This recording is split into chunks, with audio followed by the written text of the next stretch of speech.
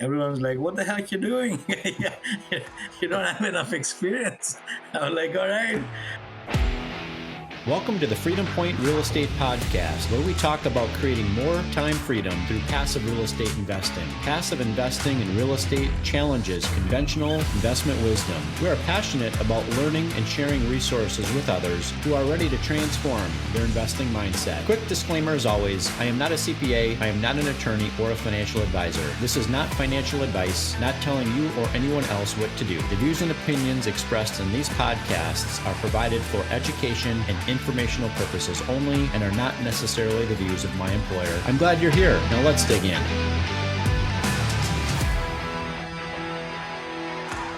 All right, welcome back, Freedom Point Podcast listeners. Thank you again for jumping into yet another episode of the Freedom Point. I'm so glad you're here with us again today.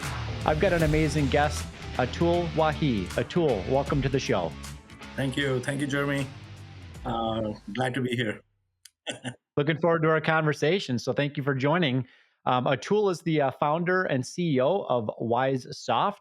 Atul has worked with startups, government, and Fortune 500 corporations with a passion for bringing the customer experience to life. That sounds really intriguing. Obviously, I know I didn't do your background much justice here, Atul. So if maybe you can give our listening audience a little bit more information about Atul, your background, your journey, what you're focused on today, et cetera. Yeah, sure. A couple companies, Wisesoft, which is a technology IT consulting systems integration company, and so we've done custom development projects for clients, Fortune 100, Fortune 500 clients, as well as the small and medium-sized businesses. Mostly in the application space. And now, with things moving towards MSPs, we are looking to see how we might be able to move in that direction and bring certain services to our client base. So that's underway. And then obviously the changing landscape of AI and everything else that's happening. So we're trying to morph into those different areas. Yeah, it makes total sense. Can you maybe explain for our listening audience a little bit more about, the application space versus this kind of transition to the MSP space and now AI? Well, the application is mostly enterprise applications that we've been working on with clients or custom development projects. And those applications could be your financial applications, your CRM, human resource, HRMS systems, could be on the manufacturing side, could be PLM, et cetera, et cetera. So, I mean, they're huge. There's all kinds of applications everywhere.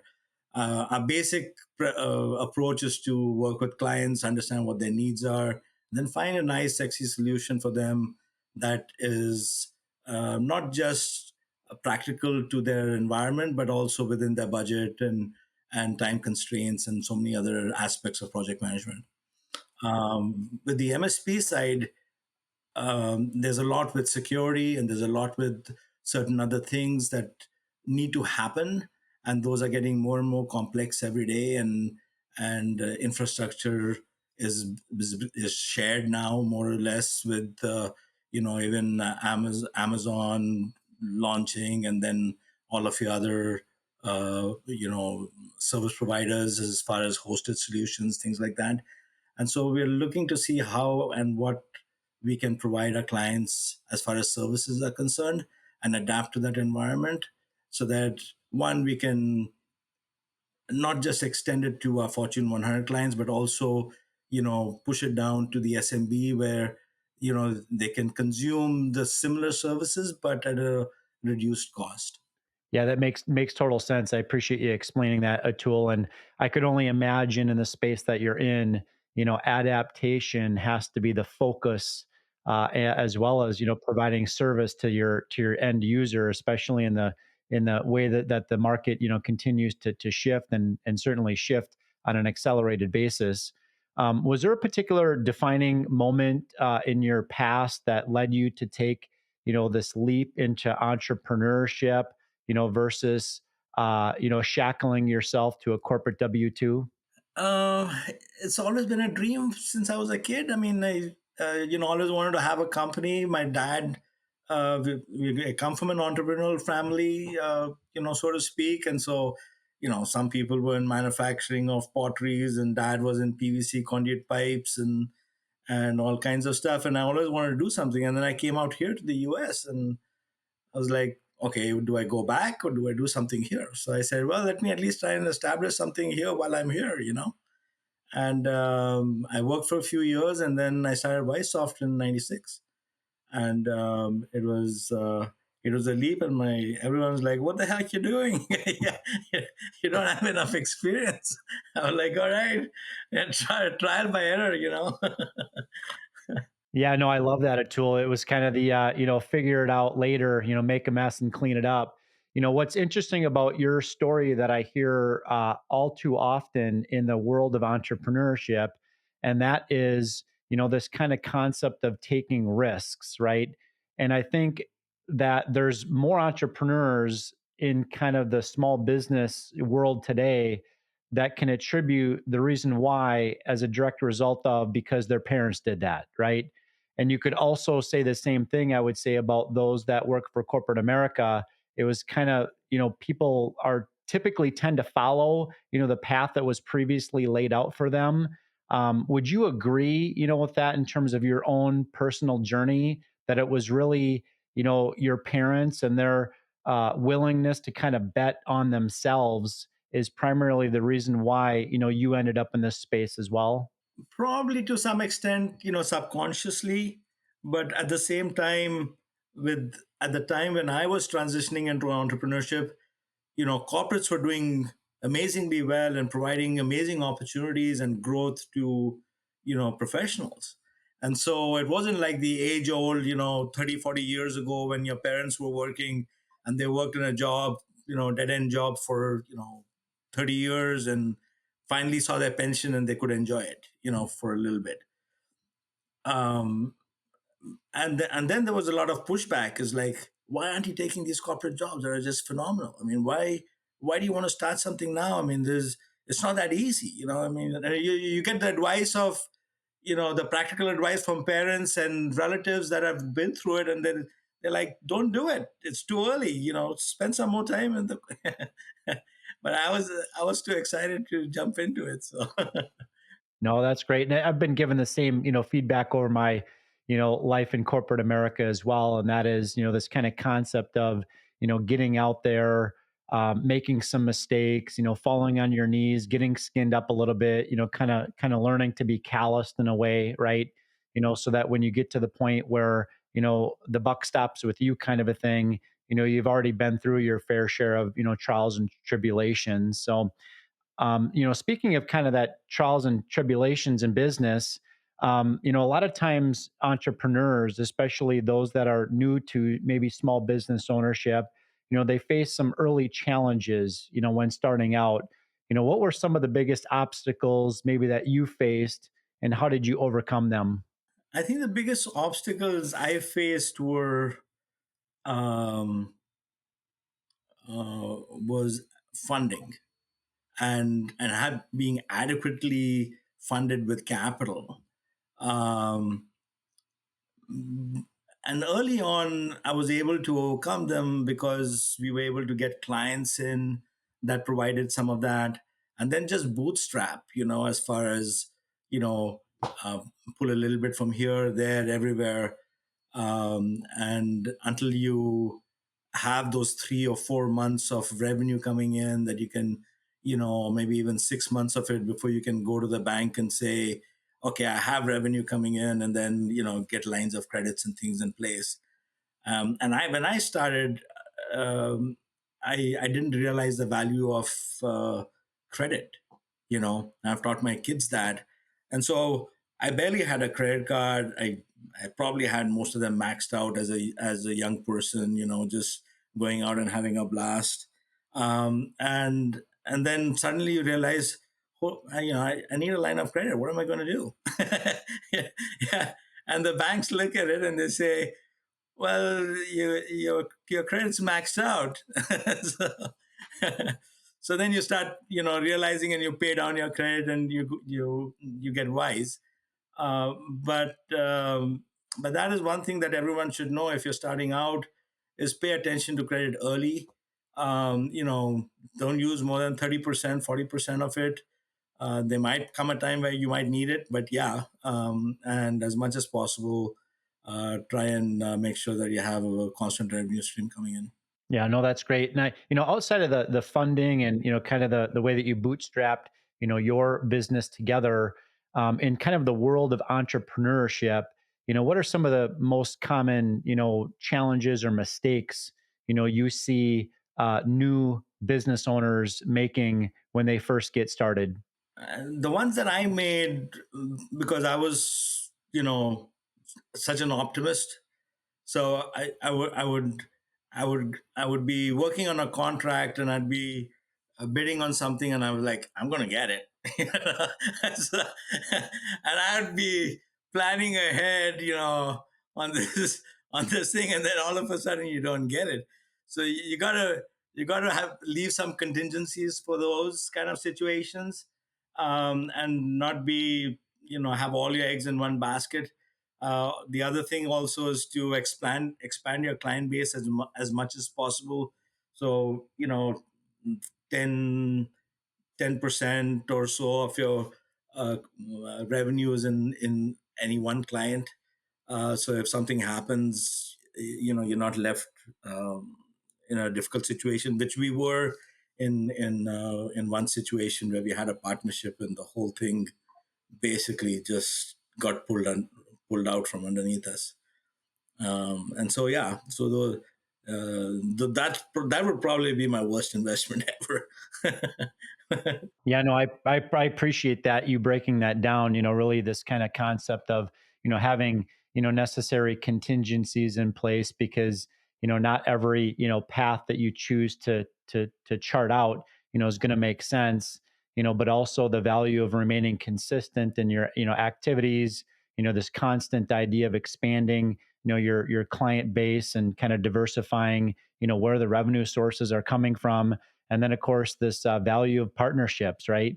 It really comes down to who we choose to surround ourselves in life, and not every one that you get into partnership with will complement your skill set, and maybe not even have the same degree of morals or integrity that you personally possess. So I appreciate you sharing that. um, I know that you really, you have a very successful company in WiseSoft. What role, has collaboration and team building played in the growth of your companies? And, do you share any strategies for fostering, a high performing team culture? I think it really comes down to hiring the right people, and then that's like early on. And we've been very lucky in a few instances here and there, of getting the right people on board. But I think diving deep in and taking your time to get them on board, just make sure you ask the right questions, interview them in different environments, you know, not just over the phone, but sometimes maybe in person, maybe lunch, coffee, whatever. Just see how they interact. What their dynamics are outside of, like, I'll sit across the table and answer the questions in a, you know, normally expected manner of what an interview is. I'll ask 10 questions, I'll answer them, I'll be prepared, and can they handle a question that is thrown at them without expectation. Yeah, makes total sense, Atul, and you're exactly right. I mean, hiring the right people and the right talent can really make or break any organization. Somebody in the space had once told me that you've really got kind of three types of people in most organizations. You've got people that are the gas people, you've got people that are the brake people, and you've got people that are the glue people, right?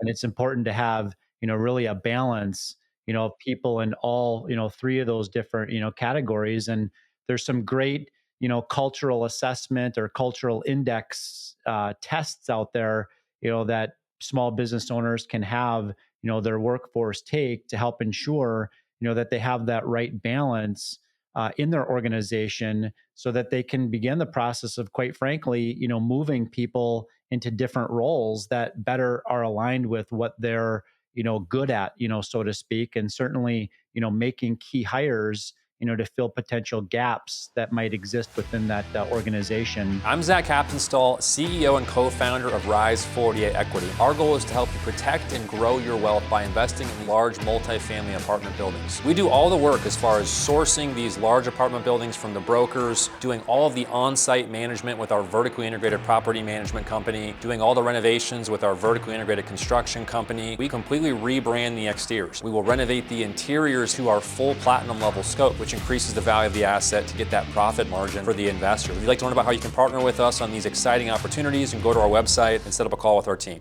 So now, Atul, as a leader in your space, how do you ensure that your companies stay aligned with your vision while adapting to changes, in the marketplace?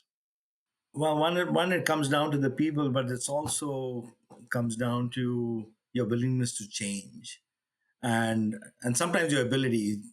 A lot of things take capital, like I mentioned early on.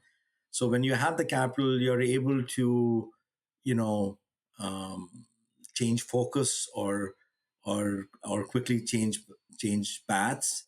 But if you're really strapped, it becomes really difficult to either retool your people with the new technologies or to hire the people with the right technologies, but also not to be afraid to hire outside of your capabilities, and outside of people better than you, um, and and um, and allow them to shine. I mean, that you need to do that. Get feedback from them as to where things are going, what needs to be done, and then make the decision and move forward. Yeah, makes total sense. What advice would you give to entrepreneurs who are trying to navigate organizational change? Maybe they're headed in one direction and the founder or owner wakes up one day and realizes, boy, I've got to recalibrate, right? And in doing so, you can impact a lot of people, within your organization, and even, partners and suppliers and customers outside of your organization. So what type of advice would you give, those entrepreneurs? Just be open to change and change, because you don't change, you get left behind. No one's going to wait for you. And if you need help, just ask for it. Early on in my entrepreneurial journey, I didn't know how to ask for help. We had a burglary, for instance, and we lost everything. I was afraid to tell my clients that we had a burglary because we had service contracts to meet, and I didn't want to, yeah, them to feel like I wasn't able to service it. But in hindsight, I should have just gone to them and told them I need a little time. I've had a burglary. I've lost everything, literally everything. And they would have understood. They might have even been able to help. Uh, but I didn't. And I think that was a huge mistake in hindsight. Yeah, no, I appreciate you sharing that. And that's, even true in this world of investing, that I live in. And that is the importance of transparency, right? And I encourage, operators and sponsors and investors, in this space, and certainly would encourage, entrepreneurs, regardless of the industry that they serve, that if there's a challenge or an issue, you really need to lean into it, right? Including in some cases, being willing to lead into it in the public domain, whether that be through, a social post or, an email communication out to your key constituents. Everybody knows that everybody makes mistakes. Everybody knows that there's going to be, headwinds and challenges and black swan events, right? And your trust and integrity and relationship, quite frankly, with your customers, your investor base, partners, et cetera, employees, right, can be that much stronger, through your willingness to be transparent. It makes a huge difference. Plus, they can make a case to help, right? I mean, everyone has a human side versus the other. And even though we were more, concentrated at the time, or I was more concentrated at the time as to providing the service, without interruption, this event was something that went above and beyond. We still provided the service. They didn't know till much later that anything had ever happened. They didn't even. It was, we lost literally everything, servers, everything. I mean, and it was something. So yeah, it's absolutely important to be transparent and actually share when you sometimes have a situation where you're down. If you share it with 10 people, there'll be two might react like be indifferent, but 80% of them would turn around and try and do something to help.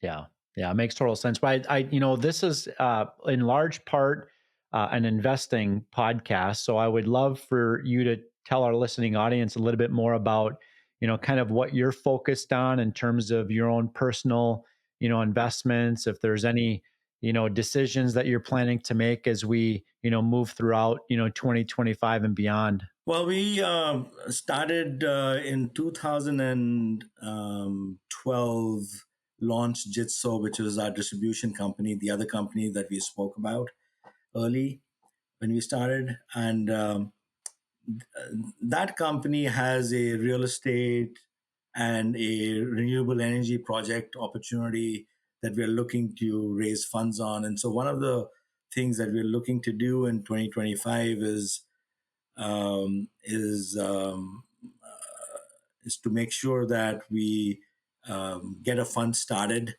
that we can then attract investors into and get this project launched. It's a huge project, and it's got the government backing. It's also a great project from a social standpoint because it attracts low income workers, and it provides education and other services that can help them leapfrog, their next generation. And so that is something that I'm passionate about, and that's something that we want to get started and get launched. So That's great. Can you tell us a little bit more about, kind of this renewable energy space and, as it relates maybe specifically to the fund, that you're launching, this year, in terms of what types of assets those funds will actually be invested into? so the renewable energy project is a renewable energy project that is outside of the US. It's in India. This particular one. There will be others within the US as well uh, down the road, but at least this one starts off in India. It's a 1 gigabyte project, and we have two of those gigawatts. Sorry, and that is a $1.2 billion project per gigawatt, approximately, and that involves obviously land, the generation of electricity through wind and solar, and all of the assets that go along with that, including the turbines and the panels and the land, as well as the generation of the electricity. And then the associated revenue that comes in, that becomes an asset because it's a 25-year project with the government, and it's guaranteed revenue and uptake of the energy for that period of time. So that those are the assets associated. Then also within that fund would be a multifamily opportunity within the US. So they're multifamily properties, so there would be an opportunity there. And there could be a mix of that and solar within the multifamily space as well. So there's a huge cross section of opportunity that could help all spaces and all investments within each other. And that's why that hybrid fund would be an amazing opportunity, because one, it would spread the risk for the investor across multiple projects, and at the same time provide them a great return over a period of time. Yeah, makes total sense. I'm familiar with the multifamily space, obviously, and the tax benefits and the typical investment, horizon and the returns. But in the renewable energy space, are there tax benefits to the limited partner investors in that space, in the lens of the actual assets and the project being in India? In India itself, not really, because there are carbon credits that possibly can transfer, but it's mostly going to be held within that. But the returns are greater, upwards of the IRR is upwards of 20%, 19 to 20%, and plus, depending on the depending on the efficiency in which we are able to generate the electricity. And so if we are able to generate greater electricity with better efficiency, we can always go up to about 24%. Okay, that's great. Atul, I really appreciate the value that you've provided our listening audience. Is there maybe one or two different ways that we can connect with you to learn more about what you're up to? Absolutely. My email is there, as well as my phone number, and happy to engage with anyone who has any questions. Sounds good. Well, we'll definitely put those links in the show notes for the episode. Again, Atul, really appreciate you being a part of the conversation today. Thanks, Jeremy. It's been a pleasure. Of course. And listening audience, thank you again for joining another episode of The Freedom Point. We look forward to having you join us on the next episode. Thank you for hanging out with us today and for listening to the Freedom Point podcast, powered by Starting Point Capital. This show is for entertainment purposes only. Nothing said on this show should be considered financial advice. Before making any financial decision, please consult with a professional. This show is copyrighted by the Freedom Point podcast. Written permissions must be granted before syndication or rebroadcasting. If you're interested in connecting, you can find contact information at startingpointcapital.com.